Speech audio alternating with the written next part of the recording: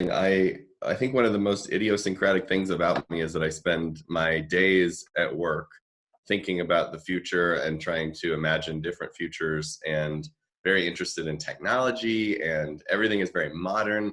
And then I come home and I live in a home full of antiques and old typewriters and old books and everything from the past. And, that may not make sense to most people, but to me, it kind of connects the dots, the timeline from before and after. No, I think it makes a lot of sense, because for me that's the same. Like, I think as people who study cultures and study company cultures and therefore try to come up with new ways, I'm sure that you can learn a lot from just different narratives that already have been happening in different tribes and histories that have been occurred in time before. Yeah. What is there a favorite artifact that you have in your room there that you celebrate the most, or that you love the most? Yeah, probably. I have a book here that I'm fond of. So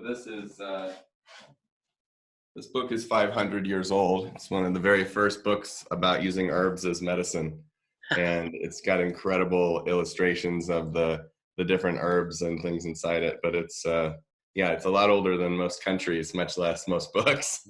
And I love the fact that it still exists. We like to take care of it. That's very nice. Well, anyway, I just wanted to say again, thank you for being with us and jumping into this call with us. As I said before, we just had already a whole day yesterday learning from different people on how we can use this time, and how we can use this time as kind of like a free space to think and define new strategies for what's to come afterwards. And what I said in the beginning of today was, I believe that with this crisis, if we want it or not, the future of work is here. We're living already in it, and we won't be able to turn it back after it. Somehow have to find strategies to go with it and move forward. And I'm sure you have your piece to say on it. Aaron also wrote a book recently called Brave New Work, which Daniel already mentioned. And I'm sure you can show us a little bit more about your perspective on the future of work and what this has to do with teams and people coming together. So I'm going to mute myself.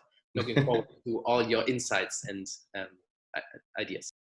Awesome. Yeah, that's exciting. All right. So let's see here. Let me just share my screen quickly, which will be fun. So I think, it is interesting because there is a lot of talk right now about how we're living in the future of work. And on the one hand, this certainly is a liminal space that we're living in, because we're changing habits and behaviors and patterns very quickly, in many cases against our will. And yet it's not, it's not the future of work or even the present of work that I'm used to. It's not remote work as usual. It's not distributed work as usual. It is all of those things amidst a pandemic, with children at home, with families at home. So I think we have to acknowledge that we're in a very unusual moment of change that is not exactly the past or the future. And nonetheless, there's an opportunity for reflection there. So I want to just kind of share a little bit about my story with Brave New Work and what led me here. I began my career with a pretty control-oriented way of leading. I was very much a micromanager, and I had a very, non-traditional company, and people were quite, empowered to do different things. But at the end of the day, I still kind of controlled everything and pulled all the strings and was the puppet master of those systems. And I found it to be unfulfilling. I found it to be tiring. I found it to be frustrating that even though we were successful, it was dependent on me. And I had made that the case. It wasn't even because I was special. It was because I had designed the whole system to be dependent on me and to be sort of a linchpin. And I found that to be something that I could not maintain for my entire career. And so I went looking for other ways, other answers. And this book and the company, theready, kind of came out of that search. So let me walk you through the current thinking there. So I start every talk I give with a picture of an org chart. I have quite a few. This is my favorite one. And I'll always ask the audience what year it's from. And what's funny about it is that, very rarely can anybody actually, guess the year, even within a space of a decade. It's, you hear answers ranging from basically 1800 to, is this tomorrow's org chart? And I find that to be really telling about the way we work today, that you can look at something like this that's 110 years old and find it very similar, find it very familiar to what we experience at work with, the boxes and the lines, with the functions, with, the hierarchy, all that being present in the visualization. And had I shown you a picture of anything else, right? A shoe, a dress, a phone, a house, a car, you could have guessed the year and sort of carbon dated that object much better than the one you're looking at. And so there's something very intractable about this. There's something very difficult to change or reimagine about this. I'm also a huge fan of the fact that this particular one, which is from an old railroad system in the United States, already has dotted lines on it 110 years ago. So they were screwed before they even got started, which tickles me. Another thing that I've stumbled across in my journey are these ways of working. And so, if you look at these and kind of reflect on them, things like insisting on doing everything through channels and not shortcutting decisions, referring matters to committees and making sure those committees are large and full of people, haggling over the wording of things, notes about org changes, internal memos, things to try to manipulate the emotional state of the workforce, or even the customer for that matter.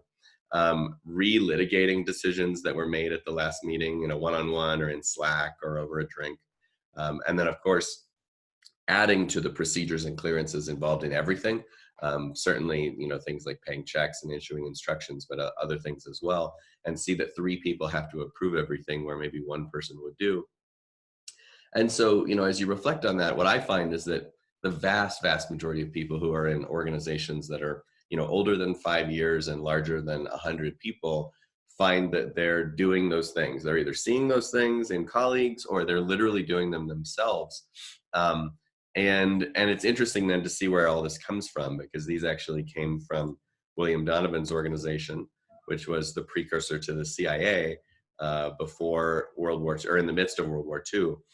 He commissioned a study about how to sabotage a company, how to slow it down, how to grind it to a halt with bureaucracy.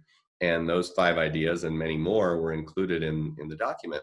And when you read them, it feels like a little bit of a mirror to work today, right? Things like, I don't know if anybody's ever had a boss, but here's one: make speeches, talk as frequently as possible and at great length, illustrate your points by long anecdotes and accounts of personal experiences. So doing all the things that we do. The second page of this, by the way, that I really loved says, hold conferences when there's more important work to be done, which is particularly humorous to me because I'm so often speaking at a conference, including this one.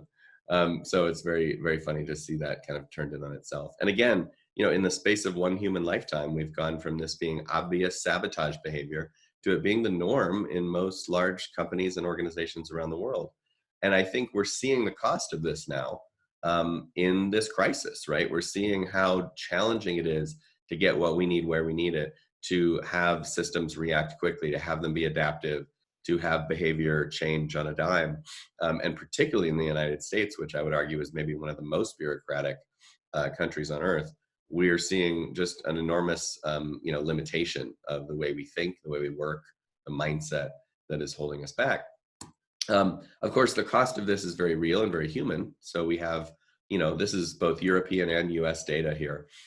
Roughly 1 in 2 people not happy with their job, roughly 1 in 2 people thinking about quitting, roughly 1 in 2 are not engaged. That means they're working for the weekend and kind of thinking about their hobby rather than their job as their primary way of making meaning in the world. And 1 in 5 or 6 actively disengaged, meaning they're basically backstabbing their colleagues or the company in some way to try to, take advantage of the situation. And, this is all well and good as a set of data that comes out every year and we all look at it and glance and forget about it. But I look at it as a dinner party. And it's a dinner party where you invited over 100 friends and 50 of them don't want to come and 15 or 16 of them dislike you and really, really hate you. And what kind of dinner party is that? How does that vibe? And what I find is that would be quite depressing. And yet that's our economy. That's literally the world we've created. And we just kind of go on about our business like that's totally normal. Interestingly, for those that are not big on the human side of things, which is unfortunate for them, there's also a data story here. And things like average company lifespan and return on assets, which is how much profit we make for the stuff we own, and productivity growth, and a wide range of other indicators show a pattern of going down and to the right from the mid to late 60s to now. And we have to question why that is. And what is going on that a world where we now have a device in our pocket more powerful than the computers that took us to the moon, where we're able to have a Wi-Fi connection 30,000 feet in the air in peacetime, obviously not right now. How can it possibly be that we're less efficient? How can it possibly be that we're less able to stay alive? How can it possibly be that we're less productive in terms of productivity growth? What is going on? And when you ask people this question, it depends who you ask, what answer you get. If you ask economists, if you ask academics, they give you a wide range of answers, and there's a lot of disagreement. And if you think about it, it's a lot like asking doctors why kids have more food allergies today. There's a lot of different things that might go into that. It's complex. But if you ask people at the front lines, people who run a cash register, who wait a table, who write software, who talk to customers, they will all give you the same answer, which is that it's bureaucracy, as we've been talking about today. And so we know what to point to, but we don't really understand it. Bureaucracy is a word that has a pretty simple meaning. Quite literally, it means rule by desk. So bureau, French for desk, and krasi, which is Greek for power or rule. So it means being ruled by desk, which sounds bad, but actually, the core idea of bureaucracy was let's take power away from the royals and let's give it to positions and the rule of law. And then we will fill these things in over time, right? That's the big idea. We now know that what we're really dealing with is something that's far beyond that. That's actually quite metastasized. And so we want to think about this differently. And I like to think about it as organizational debt. So organizational debt is something that's probably quite familiar to all of you, even though maybe not by name. There's financial debt. You borrow money, you have to pay interest on it. There's technical debt. You write software, and then later on you have to refactor or edit the software to make it more interoperable, more scalable, because you kind of didn't know what the future would hold. And organizational debt is the same thing writ large. It's every practice, process, policy, structure, role, norm, rule in the organization that is no longer serving us, that we have not changed or refactored. That is what we're dealing with. And my favorite story of organizational debt, is illustrated by the glove here. Comes from Fabi, which is a brass auto parts manufacturer, where the CEO that was charged with turning the place around was doing a tour of the facility, ran into a gentleman with a slip of paper by a supply cage, asked him what he was doing, and the man said, "I'm a machinist here, and I'm trying to get new gloves." And the CEO said, "How does that work?" And the machinist said, "Well, when you think your gloves are worn out, you have to show them to the floor manager and prove that they're worn out enough," which can be a bit of a debate. And then if they agree, then you get a slip of paper and you shut down your machine and you walk across campus and you go to this supply cage, which is under lock and key 24/7 with a person manning it. And you turn it in and you get your gloves, and then you walk back and start everything up again. And the CEO said, "All right, well, how much do the gloves cost?" And there were some folks around him from finance, and they said, "Oh, well, the gloves are probably €5.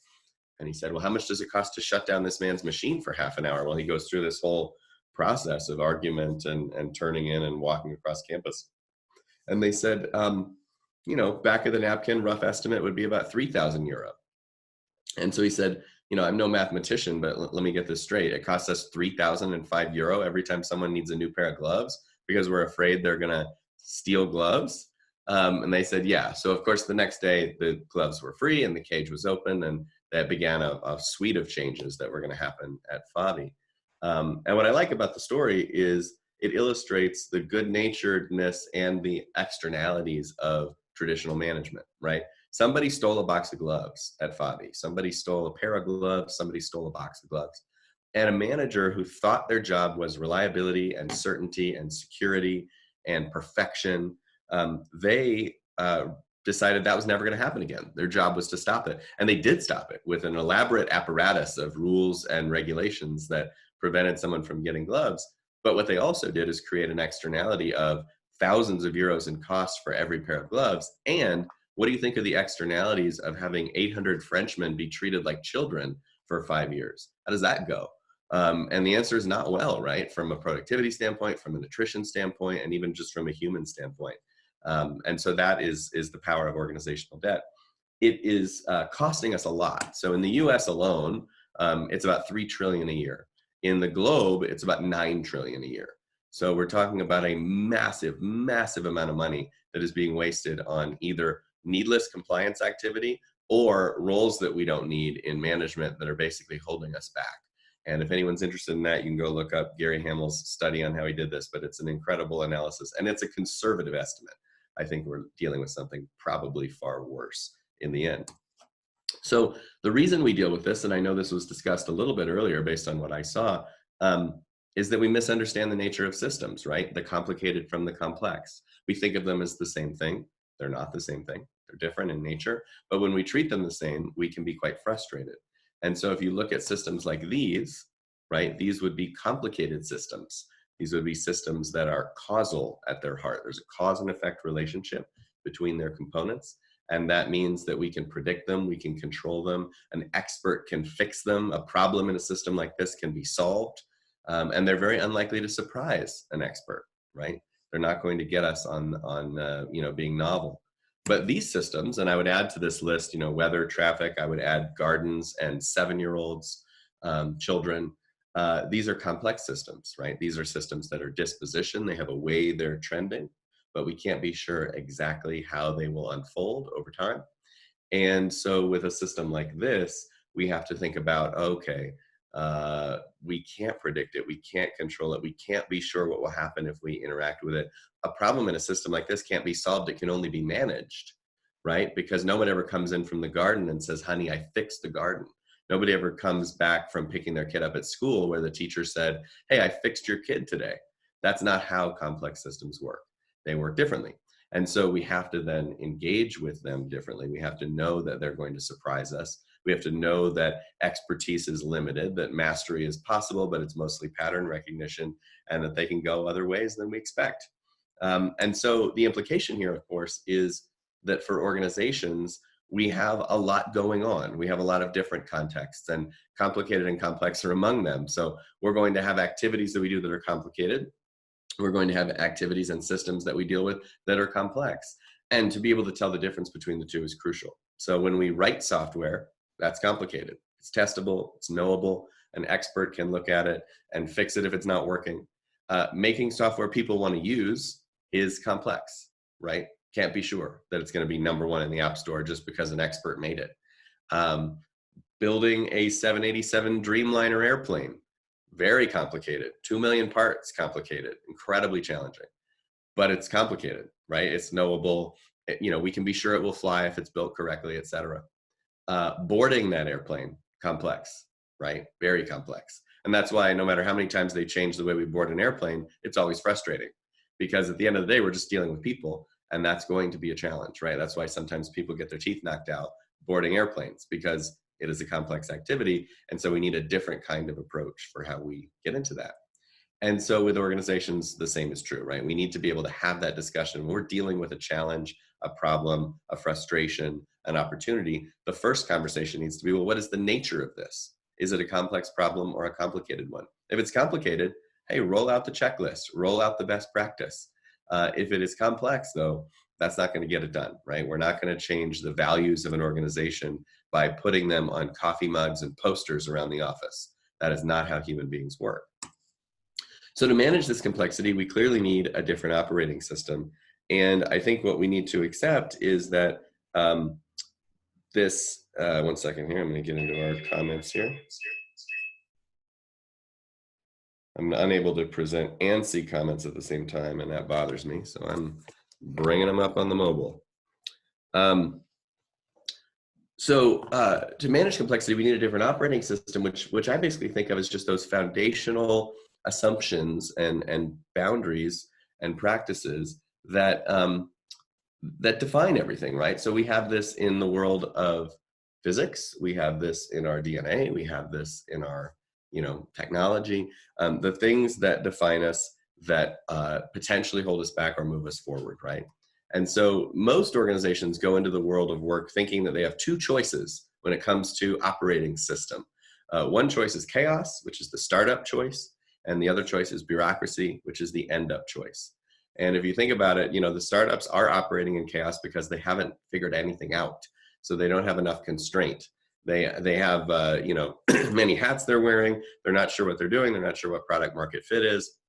They're not sure how they make money always, and they're figuring that out. And as the line straightens out, they start to lock things down. Oh, this is how we make money.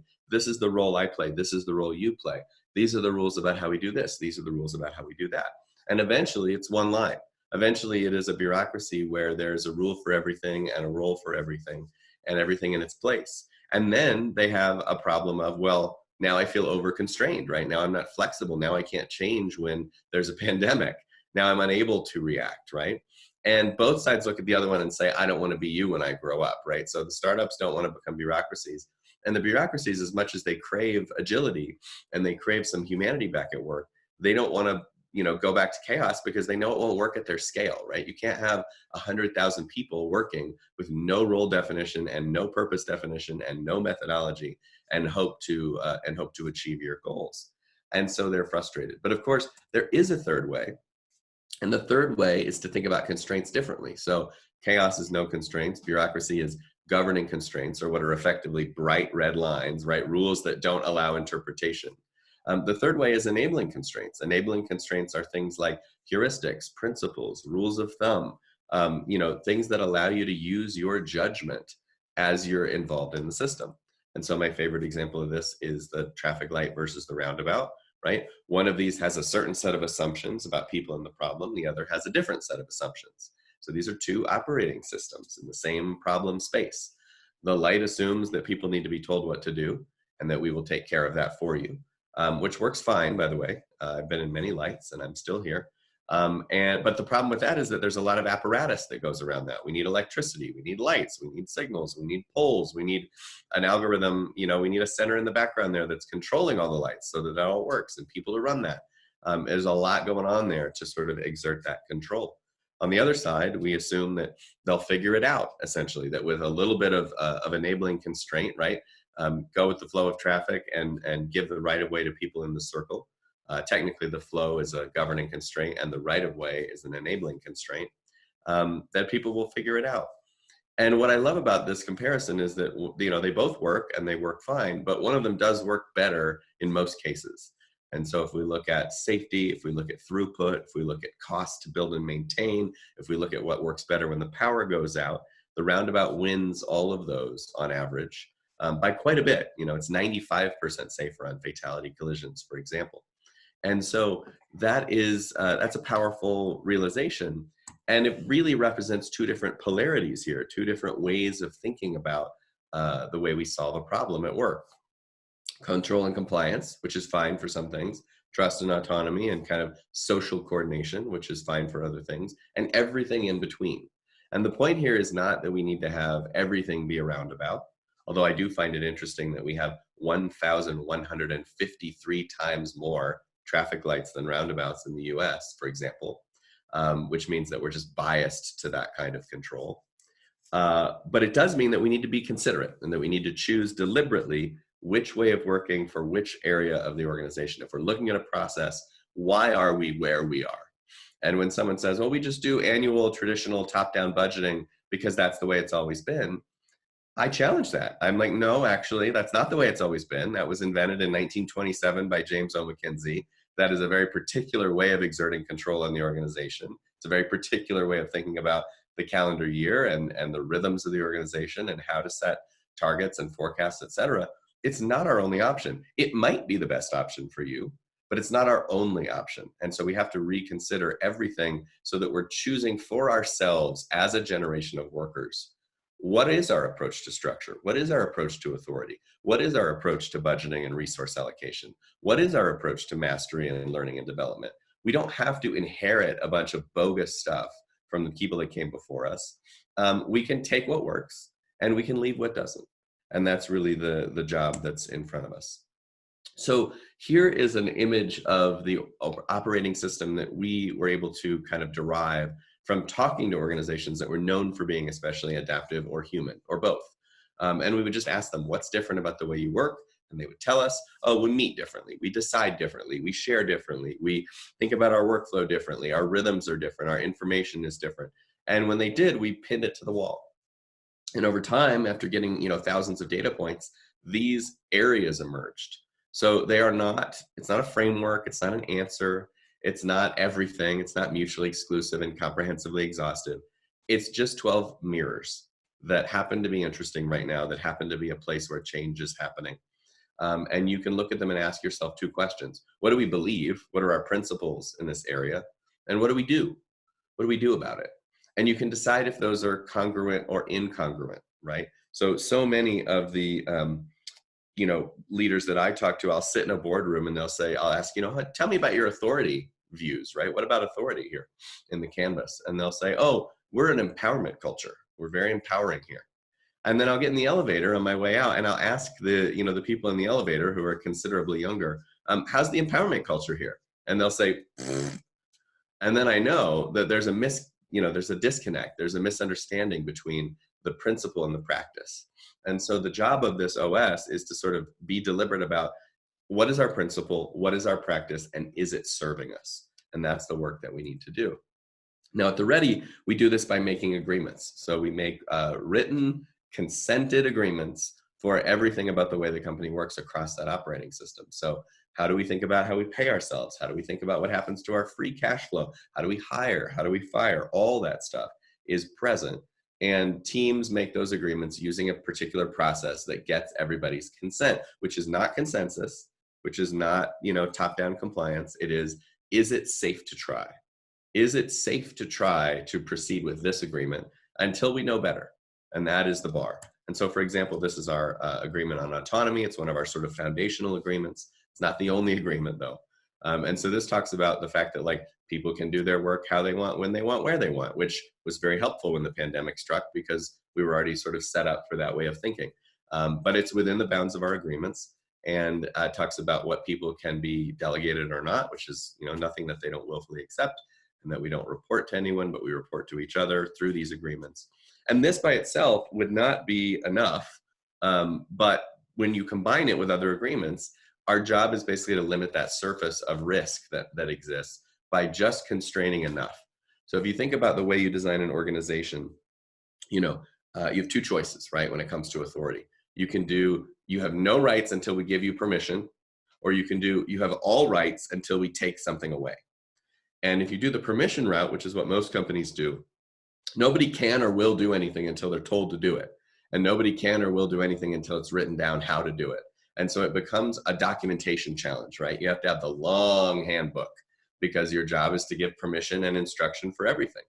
In the other scenario, everyone can do anything until you say they can't. And so your job is actually to constrain the organization with just enough agreements to keep us safe from ourselves and no more. So it's minimum viable governance. And that means that we have about 30 agreements that do that. About 30 agreements is all it takes, that are, one or two paragraphs each, to hold us in a safe space that eliminates all those crazy edge cases, but leaves a lot of room for judgment and interpretation and navigating, right? And so a few examples of this that we've seen out in the wild. I looked at about 68 for the book, Brave New Work. Here's my shameless plug. Morningstar was one of my favorites. So this is a tomato processor based in the US. They're the world's largest tomato processor, which, by the way, is not a very glamorous industry. Picking and processing tomatoes is not where people go to kind of make their mark. And the founder knew this. And so they decided, instead of creating an even worse workplace by making it a bureaucracy, we would make it a very self-managing and self-organizing system that honored people's basic humanity and their human judgment. And, the argument goes, basically, people go home and make life and death decisions for their family every day, and then they come to work and they need a bathroom pass. Maybe we can do better than that. And so at Morningstar, they've been doing this for decades. And for the last 20 years plus, they've been writing their own job descriptions and setting their own salaries every year, which is really interesting. And the way they do that is through a robust advice process. So when you take away the kind of permission-seeking culture, one of the things you can replace it with is an advice process where, when we make decisions that feel risky or that feel like they're, put us, at risk, or that are one-way doors or things we're not easily able to pivot on, we should get advice. So everybody has the right to make decisions, but not without advice. And so in this case, they publish their roles and responsibilities that they want to use for the next year. And then they share them and circulate them with their colleagues. And they get a round of advice. Here's what I would change. Here's what I would shape. Here's what I would remove. Based on what I've seen you do, Aaron, I think this is too much or too little, etc.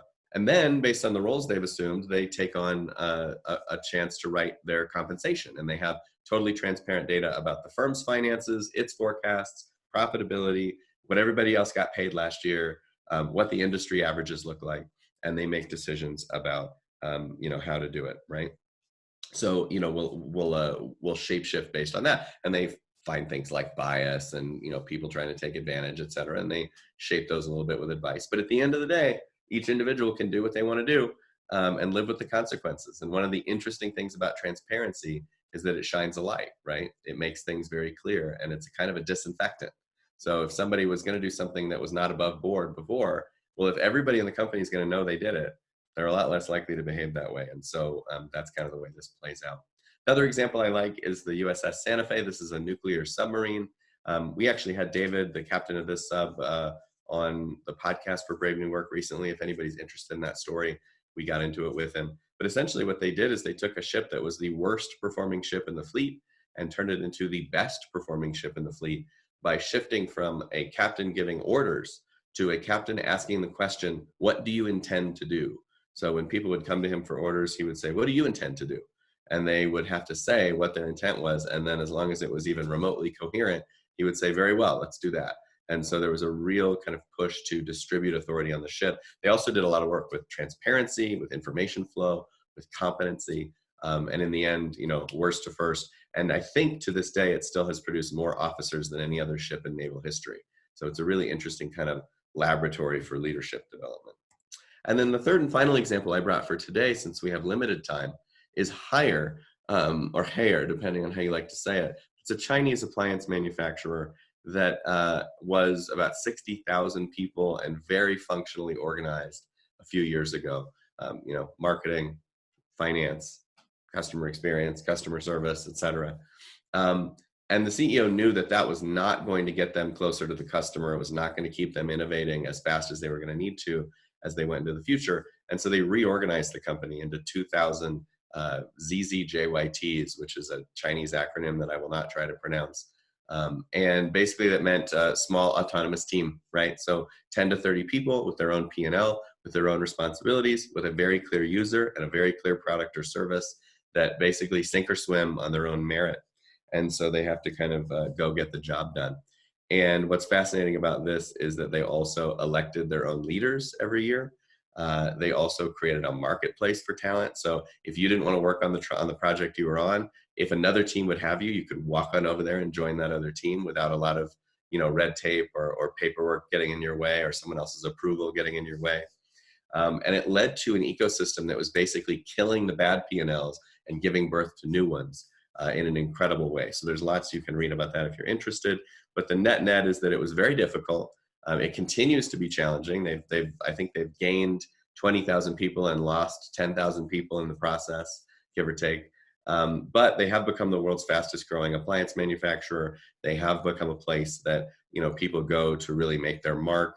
And they acquired GE Appliances, the American appliance manufacturer, and implemented the same model there and delivered the first profit and revenue growth in a decade a year later. So there's really interesting stuff happening at Haier. All right, excuse me. These are the two values that I found that are sort of present as mindsets in every case that we've seen. It's actually not that crazy. There's not so many moving parts as we think. It's really just two ideas driving almost everything that's happening in the world of work right now. I'm talking about everything from agile to lean to teal to new ways of working. It all stems from these two ideas. One, are you people positive or people negative? People positive means trust and respect is the basic assumption about people, that that they're motivated by autonomy, mastery, and purpose and connection, not by carrots and sticks. And that we're highly adaptive and we're highly chameleon to the systems that we are embedded in. And then complexity conscious is exactly what we talked about before. Do you know that there are different contexts? Do you know that a checklist is not always the right move? Are you aware of the fact that you have to test and learn, that you have to A/B test, right? And what's wild is Some companies are really good at each side. So you can look at some of the big tech companies. They're incredibly complexity conscious. Learning machines, right? 10,000 versions of themselves running at any given time, all A/B testing, shipping code every 3 seconds or 1 second. That's great. But I'm not so sure that they care about human flourishing. I'm not so sure that they care about democracy. I'm not so sure they care about their impact as much as they care about extracting as much value from the economy as possible. And then on the other hand, you look at a lot of startups, nonprofits, for-profit, or for-purpose enterprises, incredibly people positive, diverse, human, woke, whole, all the wonderful words we like to use. And they're terrible learners. They don't know what technology can do. They don't know how to think about testing. They don't know how to think about learning loops. They don't know how to think about complexity and stepping into the void, right? And so they just sort of sit there and waste time and money together, feeling soulful. And the best companies in the world and the best institutions in the world put these two in tension, right? We want to be learning, we want to be adapting, we want to be navigating, and we want to do it in service of human beings, both the people that are inside our firm, our customers, and our communities. So it's a really cool dynamic tension there. Okay, so we're rounding third base now, coming to the end. And what people tend to say is, hey, great, let's change. But here's the problem, Aaron. Change doesn't work. It's just total rubbish. I've been part of so many changes and people don't change and it's a mess. And I totally agree with them. And I agree with them because change for most people looks like this. It is a mourning process. It is a grief process. It is something that happens to us, not through us, and that we have to navigate. And then we're 5% better at the other way, on the other side. And if you can afford a very big, beautiful consulting company, maybe it looks like this, which is the exact same thing, except you get a bridge and eagles and flags and bullet points galore. It's the same idea though, right? Something terrible is happening to us and we have to navigate it somehow and get to the other side of this thing. And I think that's just completely backwards. I think that is change done badly.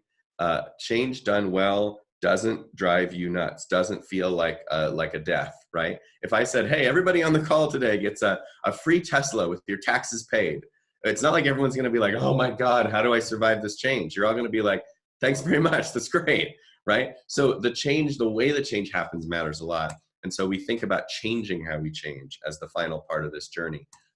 Continuous participatory change, meaning every team at every level, whether you're a pyramid or a peach, is conducting this process of considering the tension that's holding them back. What is stopping us from doing the best work of our lives? Is it about how we share authority? Is it about how we meet? Is it about how we decide? What about our operating system needs to shift to move us into the future? What are the alternative practices that we can do? What are the different ways of working that we can try that either are inside the firm bubbling up or outside the firm that we've noticed and read about or learned about or talked to? What's going on that we want to consider? And then how do we design a safe to try, safe to fail experiment? And I like to think of it as, how do we do a radical thing at a non-radical scale, right? Most org change is a non-radical thing at a radical scale. Guess what we're going to do, everybody? We're going to move the freaking org chart around again and change everybody's seats on this, musical chairs. And then we're going to do it to everybody. And so it's non-radical thing, radical scale. I say, no, let's do the opposite. Let's do a radical thing, like change how we do comp or how we do reviews or how we think about the calendar year or how we rhythm the work or how we structure teams in a small way, in a place where if we screw up, it's not the end of the world. But because it's a radical thing, if we're right, if this team or this team of teams does it and it matters, then we have an epiphany. We have a moment where we can say, wow, that really worked. Let's scale that to the whole system.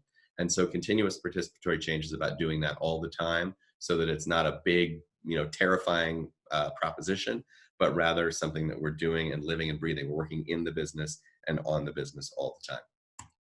Okay, final little, anecdote to wrap us up today. So this is how the high jump was done for a very long time.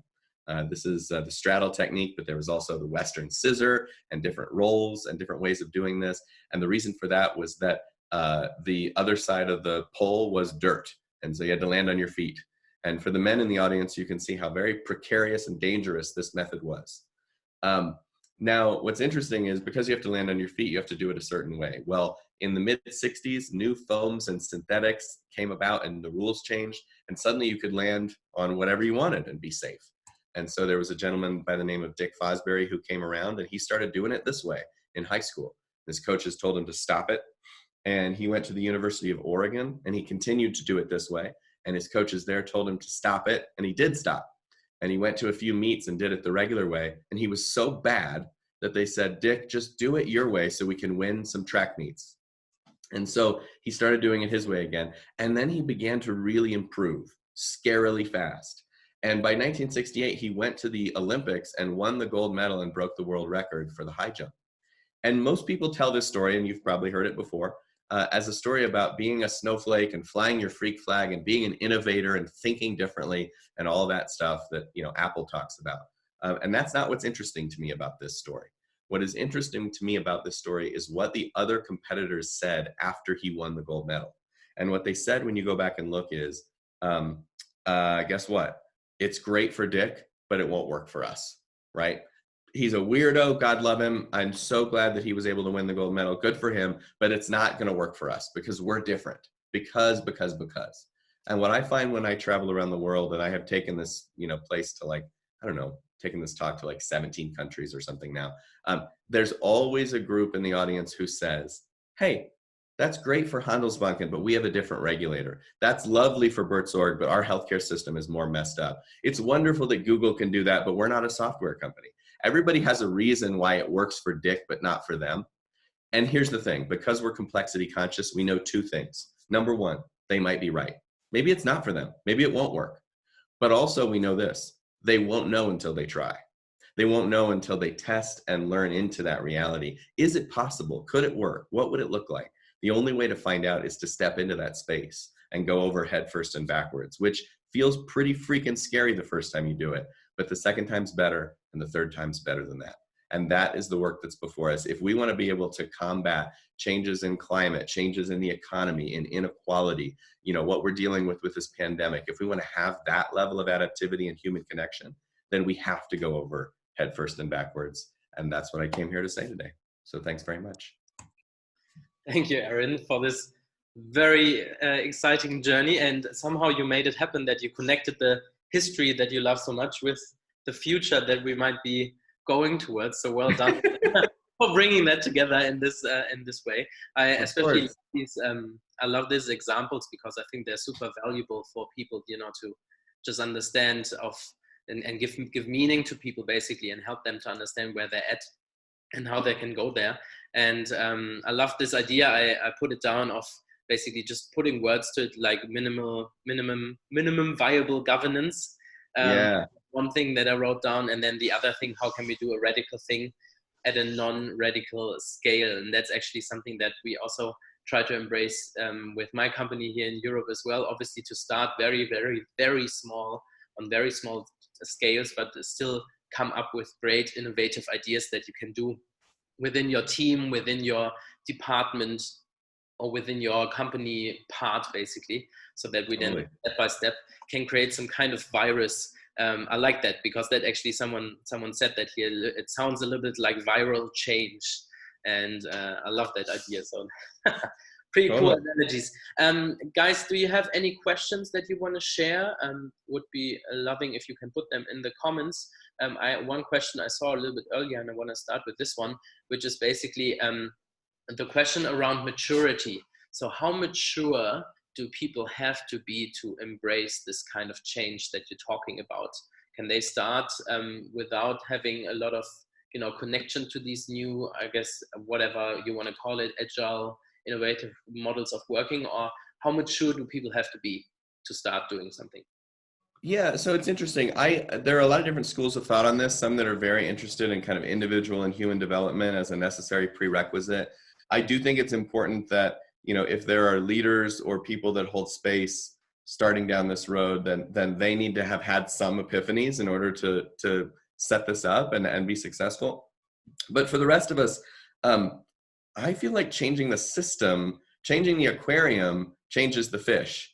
And so if we change the way we meet, if we change the way we decide, if we implement practices that are inherently people positive and inherently complexity conscious, I think it actually changes our consciousness over time. So my advice is to focus on what agreements can we make that in and of themselves are more conscious, and then see what that does to who we become. Nice. And I think that fits really well here to the question of Bastian, who says, have you seen senior managers turn from being people negative to people positive? And maybe you know some interventions on what they can do to get there. I think it has happened, but it's not that they were actually people negative. I think if you're truly people negative, very hard to change. Yeah. But I think if people present that way, it's often because they're bought into an ideology and a way of working like a chameleon. They're bought into what they've been raised in, and it can take a moment for them to shift context. So I've seen people where on day one, people warn me like, Phil is going to be a disaster in this. And then on the 6th month, they're like, where is Phil and what did you do with him? Because here's this guy who's like completely different. So I have seen that. But to your point, if they're truly people negative, you know, in their life experience, then that can be really hard to change. Sure. And do you have some kind of ways on how you would start with that? Is it more like just involving people right away, or or is it inspiring them in a different way, or giving them these examples? Like how would you start if you have people who are kind of like resenting? Yeah, I mean, I try to get people comfortable with the difference between complicated and complex, with the idea of the roundabout and the traffic stop. And then I ask them what their biggest tension is, right? We start from them, not from me. So when I ask anybody in the organization what's stopping them from doing their best work, everybody has an answer. And if I say, great, well, let's work on that together, I already have their attention. And if I then help them shape their response to be slightly more complexity conscious and slightly more people positive, then we both win. And so that's generally how I focus. Yeah, but it basically starts still with them. So they obviously have to have. It's always an invitation. It has to start there. Start the way you mean to finish. Yeah, perfect. Really cool. I think there's one more question. Let me check which one we go for. When trying to shift to people positive, I experience a lot of obstacles because it seems to be against business goals first. How do you address this mindset to find a good start? Yeah, it's funny because it's counterintuitive, right? We think that by prioritizing these other things, we're going to lose on our business goals. And that is a belief that is rooted in complicated thinking. And so what I tend to do is say, well, let's find a place where it's safe to try, and let's do a parallel experiment. So I believe this is going to actually drive our business goals. And you can look at books like Firms of Endearment. I mean, they have 15 years of data in Firms of Endearment to prove that like purpose-focused businesses outperform the others. Same thing is true for a lot of these teal and you know, evolutionary organizations. But if no one is swayed by that data, let's just run an experiment, right? Let's prove it. You know, you want to prove it, I want to prove it. Let's pick a small set of 2 teams or 2 projects. Let's run them both ways and let's look at the data. Nice. Yeah, I think that's great. Just in general to you know, start with the experiment. I think that's what we learned and heard a lot today. And maybe teams are the first starting point where we can be really open to do stuff like that and actually move quickly to different opportunities. So, well, thank you very much for your time, Aaron. Thank you for your great insights, and that we had the opportunity to look into your small and very nice history room that you built to yourself. Thanks. Nice. Was happy to be here. And how can we reach you? Anything that you want to share with the participants on how to reach you or contact you? I'm just Aaron Dignan on Twitter and on LinkedIn. Happy to write back to you. And I would love it if everybody would subscribe to the podcast, Brave New Work, and share it with one friend. That would be like a great gift to us. We're trying to do a special series right now on facing the pandemic, and we want as many people as possible to hear it. So very cool. Well, thank you very much, Aaron. Thank you for your time. Thank you. Nice. All right. Yeah, we're starting to come into the last part of this conference on this festival for today, and I want to share a little bit on how we're going to move on now and tomorrow. So I'm just going to stay in English. I enjoyed really much a lot the session today and the different insights we had towards teams. And tomorrow we're going to move to the big scale and talk about organizations. And we're going to actually start a bit earlier. So we're all going to see each other earlier, actually already at 11 a.m. and go deep into different organizations and how they actually now work with this pandemic and the time afterwards. So we're going to look into Otto, into Telekom, into Signal Iduna, different organizations, different industries. It's going to be fun. And then in the afternoon, go back to tools and jump into the kitchens to find out how we can re-change the way we do salary and compensation, or how we actually can do what Aaron just talked about and start small and hack our organizations bit by bit. So that's going to be very, very exciting. And then at the end of the day, we're going to look into the future and how futurists look at this crisis right now and what that could mean for the business and the society of the future. So that's going to be really exciting. I hope you guys are able to join us for these sessions. Again, thank you for all the engagement today. I also want to just quickly say that tomorrow evening we're going to do a cooking session. So if you want, we're going to share the cooking list with you, and you can actually buy the right ingredients to cook with us. Obviously, you can also just go along and see how others cook it. But if you want to be part of that, we just, again, want to figure out different ways on how to be creative in this digital era and what we can learn from each other. And I learned this morning that a lot of you are actually doing that and cooking together with your team. So that's a great opportunity. There you go. This is the way you should shop this. And now we actually want to move to a different way that we want to, again, figure out creative opportunities. And that's going to be our next session. We'll jump into a music concert by Wolf and Moon, who are dear friends of us and who went above and beyond the last weeks to figure out how they can create the best TV studio setting to actually have a great concert experience. And so we're going to share that with you quickly. I wanted to share you one more thing, which I think I closed down, but is actually even more important. Like yesterday, we want to be transparent with our numbers and how we actually fund this festival. And I'm happy to announce that we actually have, like after yesterday, found one sponsor who wants to involve and be part of us, and that's Dignan. We're going to see them tomorrow. But after the festival yesterday and being part of the festival, they actually said they want to support this. They want to support our efforts of bringing people together. So I'm very thankful for them. And as you can see, there's still a lot of costs to be filled. So if you want to be, still part of that and give the opportunity to contribute over PayPal, please do that. And by that, I just want to say again, thank you for being part of that. Thank you for joining us today. We hope you stay with us tomorrow and the day after. And now let's get a drink and follow on the concert of Wolf and Moon. And that's going to start in 5 minutes. So see you on Slack, see you on LinkedIn, see you on Instagram, wherever you are. And then in 5 minutes on YouTube Live. This link you find both in the Zoom chat or on Slack. See you tomorrow. Bye-bye.